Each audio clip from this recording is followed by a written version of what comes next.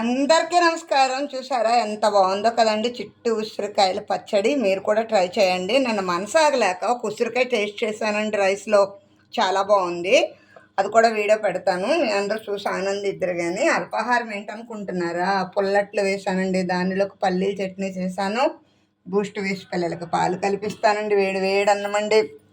వేసవకాలం వచ్చింది కదా అండి, చక్కగా దోసకాయ టమాటా ఎగురు చేశానండి.